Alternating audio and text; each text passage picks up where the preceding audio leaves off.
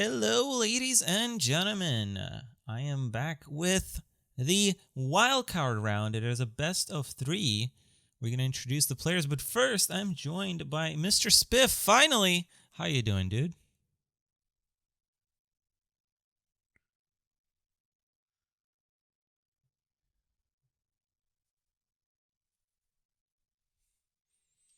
All right. Well, let's start with ladies first. In the top left or right, whatever. In the top, we have our blue Aeon Commander.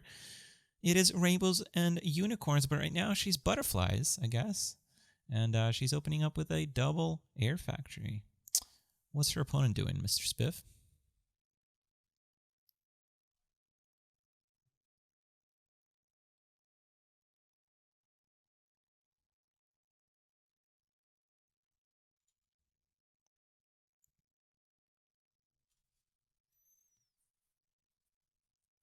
Yeah, I will say this is a little more standard than the match we just saw of Fox Jamalin versus Kenny on this map. Both players kind of doing interesting land builds here. Looks like that scout from gosh, now I'm confusing them. Amoyoba is gonna come through.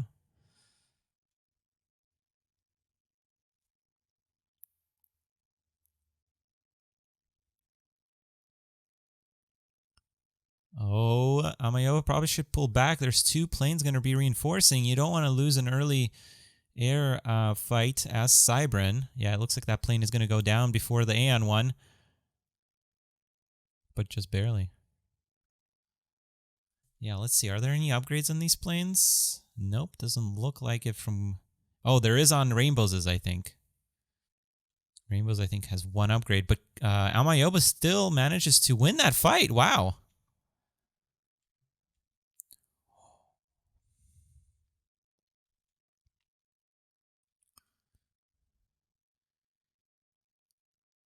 Also, I feel like he's microing really well. I think I see like stop movements. Wow, Kenny, or God, I keep confusing Kenny and Amoyoba.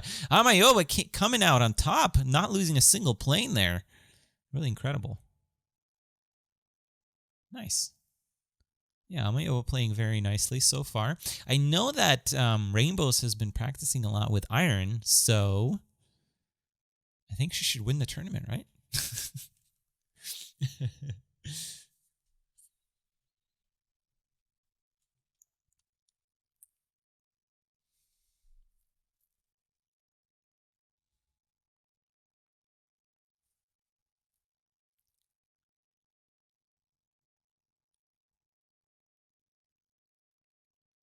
Yeah, well, another problem is that I don't think he's gotten enough of a lead right now yet to really do much. And the problem is if the Aeon does get to the mid game, you start having problems with flares and things. So it'll be interesting how Amoyoba transitions, because at this point, I don't think he has enough to end the game necessarily.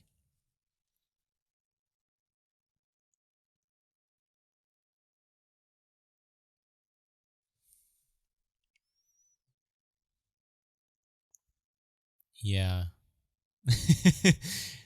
Hey, I need my second helping. I'm on 4 hours of sleep today. Hey, man. Had a nice party last night. It's all worth it. All right. Looks like Amoyoba is going to play a little safe, which I don't hate. I just think there needs to be a transition that is coming out, especially with that third air factory that is coming in queued up for rainbows. You think Amoyoba is going to keep on going air, or he's going to transition into like adapters?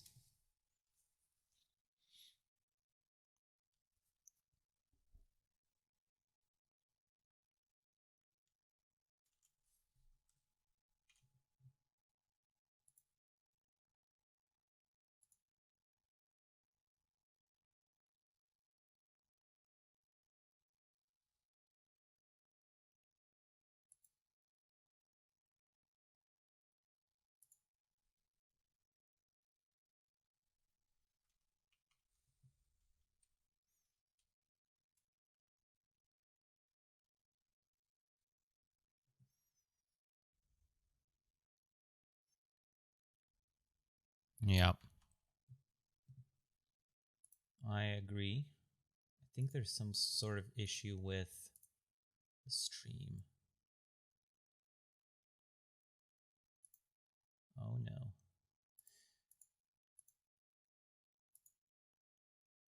Oh, I think I know why. You might not have been hearing Spiff all this time. I have a new setup as well. Oh. Okay, now they can hear you. I am sorry, Spiff. You did such a wonderful job commentating, and I feel bad. But Well, you know that's what? okay.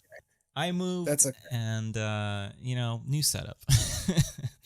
These things happen, especially, we're small indie tournament presenters. We don't have tech support. Yeah. So, give Night a break. And to be honest, I had just commented that I have not had enough coffee today. So, So um, that was a nice practice round for him. There you go. yeah, There you go. yeah, still waking up a little bit. But yeah, no, hopefully that was our glitch for the tournament. We always have at least one. I know you guys are going to start spamming the heck out of it. I already hear people saying muted. But I caught it first. Haha. I was like, there's no bar there. I don't see it going up and down. I wonder what's up. Oh man. But to be honest, there hasn't a lot that has happened. I feel like players are playing more passively with air this tournament than we've seen before. But I think players are also a little more out of practice this tournament than before, so I'm not necessarily thinking that that's overly weird. Now, Amoyoba, I don't think he's expanding enough here. Just the Cybern advantage is going to slip. He did build a research station, and so far we haven't seen any of those out of Rainbows. So his air will continue to outpace on the upgrades.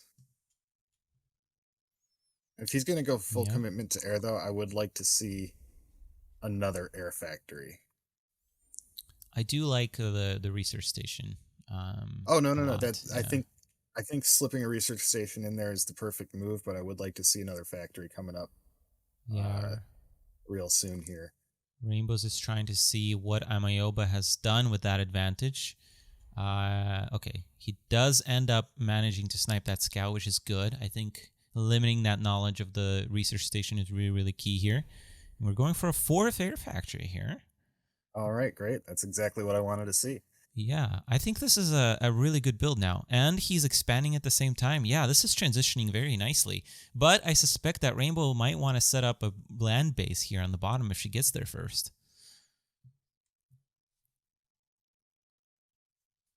Yeah, she is moving her ACU down there. Kind of vulnerable, to be honest. She realizes that and moves her air up to defend. But with excellent radar coverage, Amoyoba is going to probably, well, I don't know, that the micro was off there, but Amoyoba had a chance to catch this scout before it got in and saw what was going on in the main base. He still has a chance to catch it. Yep, looks like he's going to send a couple of planes over there. A lot of air factories, 2 air factories coming out from Rainbows here. So the Aeon is going to start catching up again. And that scout is once again going to be denied. So no scout on the number of air factories or the 2 research stations now. And a 5th air factory. I think that scout would have seen the southernmost air factory, not the one that just started building. But before it died, I think it would have seen at least that there's one more factory there, but it would have missed the additional factory on the north side of the base. Yeah. Absolutely. And the 2 research. So. And then with the addition of that other factory, as soon as the scout is done, very good timing on Amoyoba's part there to deny the scout for the additional factory that he had planned to put down. Yeah, I think that even though Amoyoba has been down on air production, I think he's actually a little bit ahead in terms of research. I don't know. Engaging here might not be the smartest idea. There's already an anti-air and a shield on that factory. And shields on the Weedo boss. What does Amoyoba have? Positioning. And training. Positioning also. Yeah, you're right. Who was it that I was watching has had really good micro? But yeah. I was kind of surprised, though. I thought that was going to be a snipe attempt, because I was a little bit worried there wasn't that much anti-air there, and could Rainbow's air have taken out Amoyobas before the snipe went down. I mean, at this point, a snipe would almost be trivial. Wow, even with the shields, Amoyoba picks up a big win, I think, here on air. Oh, yeah. Starts sniping Mass Extractor. I think that's exactly the right play here. Just start sniping things. 'Cause you don't have enough to snipe, I don't think, with that Not shield. at this moment, no. Yeah. The one thing is But you did give Rainbows a lot of mass, but... Yeah, but with another research station having gone down and 2 more factories being added on right now, Rainbows is in a lot of trouble. Yep, absolutely. I don't know. What would... I feel like playing defensively and transitioning to land would be best. You're so close here to that expansion down below. Just plopping down, playing defensively with anti-air. But also I can see a case being made because Amoyoba is able to go and attack all these expansions now. Maybe the air is your only bet, or is this an unwinnable situation? I mean, I don't think it's unwinnable, but I think winning is going to depend on Amoyoba making some sort of mistake. Yeah. Wow, a lot of air factories she's able to squeeze out, despite, well, I guess only 3 mass extractors have went down. And I think it is wise that Amoyoba here is pulling back his planes. I think he stayed a perfect amount of time to utilize the advantage that he could have had. Maybe the targeting on some mass extractors could have been better.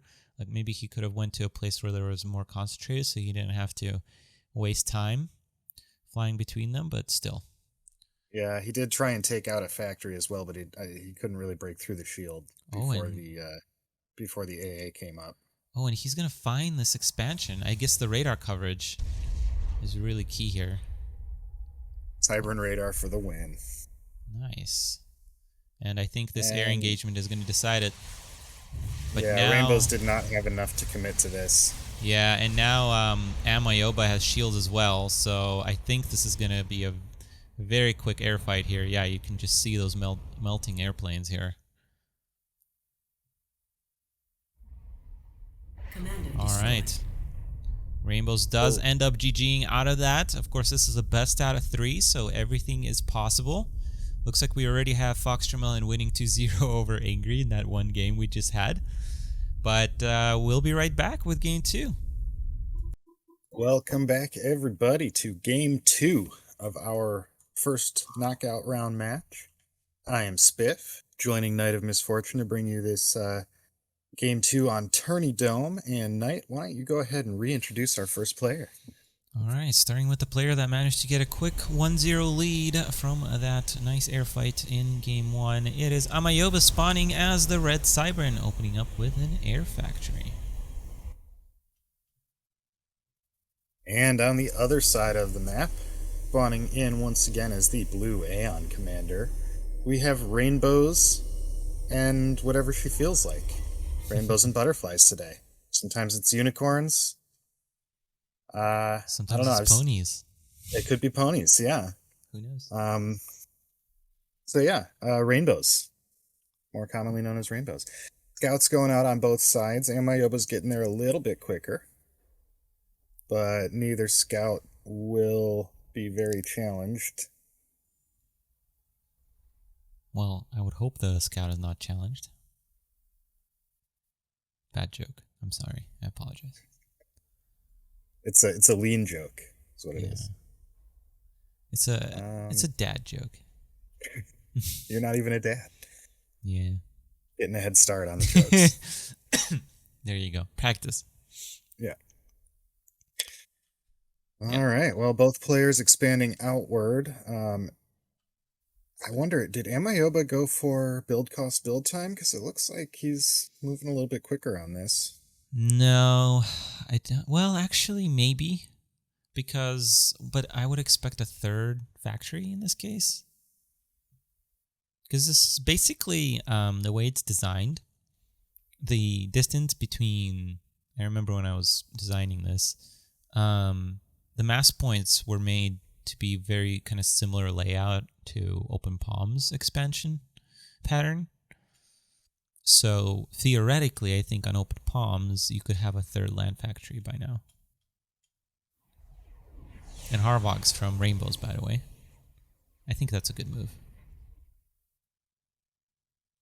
Yeah, in a combined arms fight like this, the ground-based AA is a lot more powerful than it is on its own, that's for sure.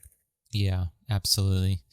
I mean, we see this type of play sometimes from Vanity and Foxtremon, and when they do throw it in, especially against air, it's very powerful because, yeah, the Harvogs tickle, but in an air fight, when you have your own planes, it's can be quite actually useful, and especially Yeah, against Cybern with the bots.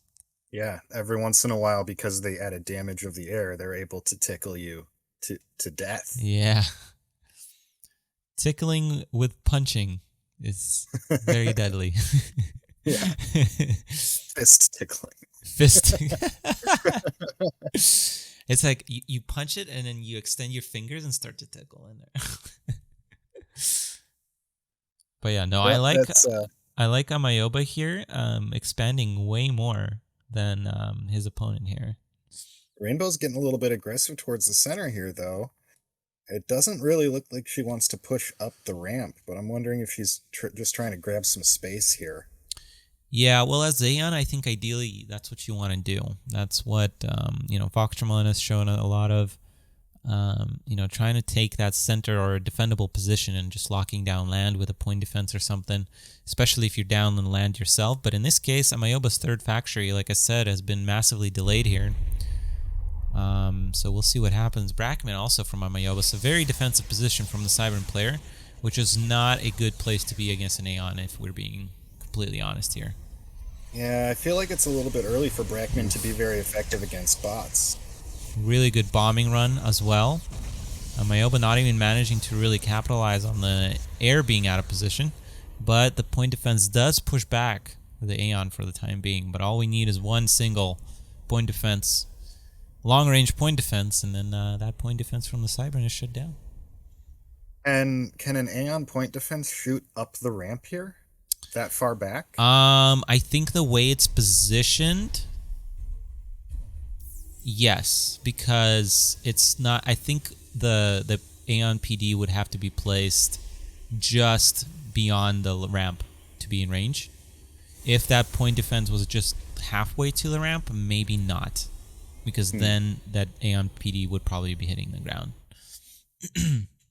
Well, it's a little bit hard to tell, but in any event, Rainbow's putting down a factory here. Yeah.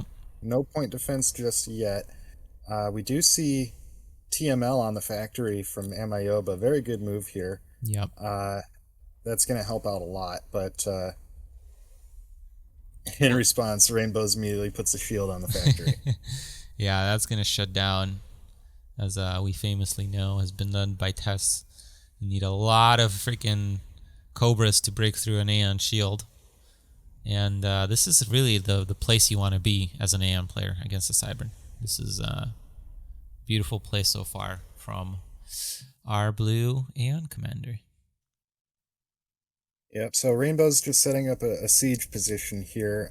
She did come out well on top in that first engagement. Amoyoba, though, has sucked up all that yummy mass that was left on his side. Yep. He is also a little ahead on expansion still. So I wonder with these Brackman coming out, usually that signifies, like I said, defensive play, but also potentially Megaliths. I also would not hate if he just transitioned into gunships here, because his opponent now is playing a little slower as well. Yeah, well, honestly, I think any transition that the Cybern wants to go for here is going to be good. Adapters are definitely a must, though, and we do see those coming out now to shoot down the missiles. Mm-hmm. Oh, yeah. Yeah, that's definitely true. That's going to be very useful. I would love to see Brackman moving up, trying to hit those, what are they called? Fishtoosh MMLs as well. Fistoosh. Yeah. Fishtoosh. Fistoosh. The Shishtoosh. I don't know. You know, I mean, some of the names that they came up with are, like, I mean, they're silly, sure, but we do both. Okay, it's a fighter and a bomber. It makes sense, right? Yeah, Where the heck does Fistish come from? I don't know, man. I think the Aeon ones are the weirdest ones, though, for sure. Oh wow, that point defense is able to hit up the ramp too. So yeah, they must be able to hit very well. I mean, let's pan here. At the end of the day, to be honest, that's not that steep of a slope. No, I do think the MMLs were the bigger factor there, though. Yeah, and Amoyoba's expansion has stalled a bit here. That's also important to note. Fourth land factory from Rainbows. Oh, well, I guess Amoyoba already has his 4, but yeah, this is a lot of firepower from Aeon, and unfortunately, this type of battle normally is won by Aeon. Although the fact that she's still on Harvogs is kind of meh, in my opinion. Yeah, I mean, part of the problem here is that forcing the Cybran to invest in adapters, well, they're great against air, but they don't do anything against the ground. Yeah, but the point defense, if he can manage to keep them alive, it will kind of stop all of this. And adapters, I mean, Rainbows did invest a little bit. Is she still making air? Yes, she's still making air.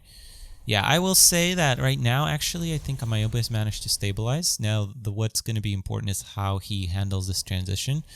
Because if he doesn't stop this expansion from growing crazily, Rainbows is just going to out-expand him.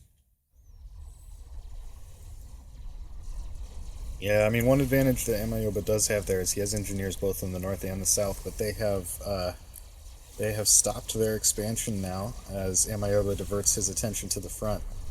So yeah. Mr. Steal Your Girl is probably, feeling a tingle in his in the back of his neck right now.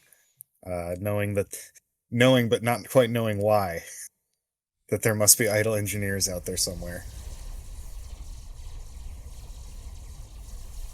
Yeah, I mean, I would really love to see a transition from Rainbows now to like Shadjas or at least tanks. Probably not Shadjas. I don't know how well they would work here. Although that would be a lot of not DPS, but rapid damage that could probably break through the shields very easily, and I think Rainbows has the advantage right now. She's not really using it. Looks like the game plan from Amoyoba is just going to continue spamming. I don't think we're going to see a Megalith transition, so this is a very, I guess, Iron-styled play here. Yeah, I mean, there's a lot to be said for the Cybran Death Ball, but I do think that some sort of other transition, some sort of other tech switch would be called for here. Well, I don't think necessarily this is bad, especially because if we don't throw down more point defenses from the Aeon, then we might start having issues with this ball. And we already see point defenses going down, actually. So Amoyoba might actually have a good window here to push, and the Rainbows is not really breaking through with those mobile missile launchers, and that's a big investment into MMLs. Bombing run could be very good here, though. Nicely timed. And, oh, shields. What does that mean, Spiff? We all know what that means. Yeah, what could the Aeon possibly be doing here? I don't know. And see, that's the problem with the Cybran Death Ball, is it can be really good, but you need some sort of bigger AoE on it. Yeah. Like, Nanogun would actually, I think, be great here. Yeah, and I mean... although it is a big investment. Yeah, and I mean, I said earlier, Rainbows has been playing a lot against Iron, so I feel like she should have a lot of practice against this composition, but as I say that, she takes massive amounts of Brackman fire, trying to micro 2 groups separately. She still has a lot of MMLs, and I think more coming out, though. Yeah, but she still hasn't managed. When you invest this much into mobile missile launchers, you really have to start taking out structures. And I think this is a perfect opportunity, honestly, from Amoyoba. I mean, capitalize on this push, because this is completely unwarranted from Rainbows. But yeah, counter push here, I think, would be really good. Ooh, especially with those Brackman hits before the shields come back up would be a good time. But no, Amoyoba's just continuing to sit back. Let's see, what's the factory count? Oh my god, there's so many factories here, and research stations now coming up for Rainbows. Well, to be fair, I don't think actually Amoyoba has too many loyalists in that composition, so I don't think he can necessarily push out, but I think he should be farther up that ramp than he is for sure. He should be threatening that forward factory 80% of the time at this point, I think. Especially with all of the... his units are very positional, so Rainbows can't really push back on him. The only thing he could be threatened if he pushes too far back on is teleport, but we should have Structure Detonate as Cybern against Aeon at this point. Definitely. I mean, if he doesn't have it, that's a huge... But, ooh, this push finally making some progress here. Factory, Mass Extractor. Looks like those energy generators are both going to go down as well. And 2-point defenses all went down in that push there. Yeah, looks like Rainbows are going to try to flank. I don't necessarily like that move, but I also don't like the move over reacting here from Amoyoba, I think. And if anything, I think Rainbows is the type of player that can capitalize on this type of mistake from Amoyoba. Yeah, a little bit of miss micro there, not being under shields. Unidetto? Nope, no Unidetto. Rainbow's doing a pretty good job of keeping her distance, but here comes a bombing run when these units are all clumped up. That could mean big kills. Ooh, yeah, lots of Harvogs going down there. But Rainbows now brings in her air over the adapters. I don't know if this is a good engagement for her. Yeah, that's rough. Although I think they traded on land kind of equally. And now, actually, air, Amoyoba. Everybody's just losing massive amounts of air here. And yeah, both players getting pretty reset on air. Amoyoba continuing to push with just a few units up on the north side here as well. And it looks like, yeah, he's getting some more damage done. But Rainbow's push on the south side and, ooh. Yeah, Structure Deado. I think that was a mistake from Rainbows. I think she was very close to actually winning that fight on the bottom. But now, yeah, that's just too much Cybern now. I mean, if she were going to teleport, I think it would have been better to teleport into the back. And now she is pushing up into the north to try and take out some of these mass extractors. But she had a good opportunity to teleport down to the south. And Structure Deado. Yeah, this looks 3 rough. Harvogs left. Yeah. Rainbow's continuing to lose structures in the middle of the map as well, moving her production deeper into the heartland. Yeah, I think Rainbows played too much to try to bait the Cybern out of position, and you can't really do that. You can't flank a Cybern because at the end of the day, you will always come up with that wall of Structure Deado. So you have to be, as Aeon, you have to be either playing in the face, trying to win a straight-up fight, or you need to have way more point defenses like Fox Tremolin does. And she really didn't have either, and bots at the end of the day are just going to lose to Cybern. Especially in those choke points she's been trying to fight in. But well played from Amoyoba. Seriously. Now a Megalith coming out. Honestly, I think he's doing all the right steps here. Is Rainbows trying to do Electroshock? Yeah. Shield's coming out. You know, sometimes we say a day late and a dollar short when someone transitions a little bit too late. I think this Megalith is more like a day late and 10,000 over. Well, I think what makes it bad is the fact that there's shields coming out from the Aeon. Oh, I'm not saying it's bad. I just found it amusing. Because, like, the game is more or less won at this point, I would say. I don't think the shields are going to save Rainbows. Well, in this case, yeah, ultimately I think Amoyoba should win, but it's this type of play out might actually be much better for her now. Because those megas are taking a little bit of production. So if she manages to take out this blob, the Megaliths are not going to be able to do too much, but it looks like Amoyoba is doing the smart thing and just going to go for the main base here. Yeah, Rainbow's already losing a good amount of the production that she had rebuilt. Yeah. I mean, those losses in the front are massive just by themselves. Yeah, and don't forget, the factories rank up. Yeah. So having to rebuild your factories means you're going to be producing slower. Yeah. Unidetto, nice. A little bit of air dying. She should clean this up, though, I think. think Amoyoba detonated a little too many loyalists there. But the problem is the secondary push here in the front. Yeah, even if he did. You know, this is one of those situations where you can just kind of fight a war of attrition and throw blobs away just to distract your enemy, because you got another one coming up that's just as big. Yeah, unfortunately for Rainbows, I think this is going to be an Amoyoba match. That is honestly a pretty surprising result to me. I thought Rainbows would take this, maybe 2-1, maybe probably even 2-0, but Amoyoba has been playing super solid. I know he's been a good player even before, but very nicely done by a Russian player. Oh, and see, he detonated that entire blob of units. That's a little extra. I mean, it's like, so what? This is always a nice position to be in, where you can just throw away entire armies, and it doesn't matter. Not quite going for the snipe yet, though. Gonna play it safe. First megalith is out. There's 2 more in production.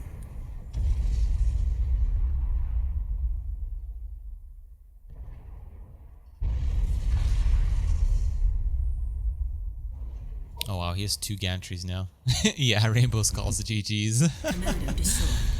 Wow, very well played by Amoyoba, I gotta say. Rainbows had a solid play, but just a little bit better from Amoyoba. And I think Rainbows just tripped over her own trap in this one. But very nicely done. Amoyoba moves on to face Osmos. And in the quarterfinals, though, we are going to be casting a very special match. If you look at the brackets, you're going to know what it is. I'm not even going to say it. So we'll see you in that best of 3. And shouldn't be too long. We'll see you soon. If you're still watching, give a thumbs up to this video. If you liked the video, leave a comment. If you loved the video, please subscribe. And if you are blown away by it, check out my Patreon page. This has been Nite. Take care and peace out.